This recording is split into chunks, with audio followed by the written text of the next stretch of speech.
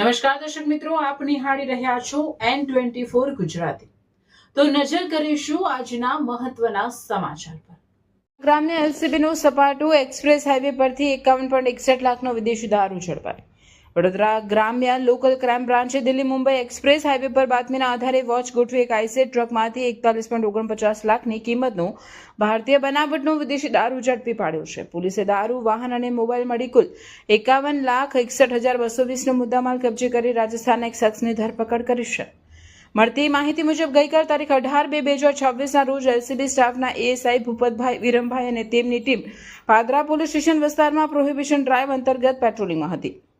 આ દરમિયાન ખાનગી રાહે બાતમી મળી હતી કે ભરૂચથી વડોદરા તરફ આવી રહેલી એક આઈસર ટ્રક નંબર GJ08AW 6489માં વિદેશી દારૂનો મોટો જથ્થો છુપાવેલો છે।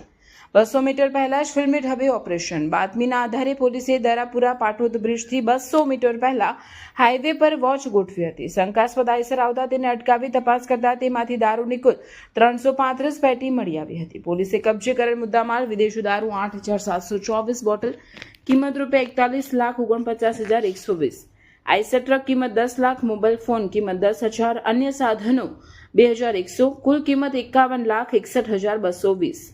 પોલીસે સ્થળ પરથી આઈસર ચાલક વીરારામ ચેનારામ જાટ રહેવાસી ડેલા લાલજી કી ડુંગરી, જિલ્લો સાચોર, રાજસ્થાનને ઝડપી લીધો છે। પ્રાથમિક પૂછપરછમાં અન્ય 2 શખ્સોના નામ પણ ખુલ્યા છે।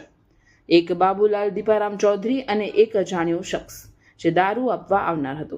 આ તમામ વિરુદ્ધ પ્રોહિબિશન એક્ટની વિવિધ કલમો હેઠળ ગુનો દાખલ કરવામાં આવ્યો છે। હાલ આ કેસની વધુ તપાસ વડોદરા તાલુકા પોલીસ સ્ટેશનને સોંપવામાં આવ્યો છે।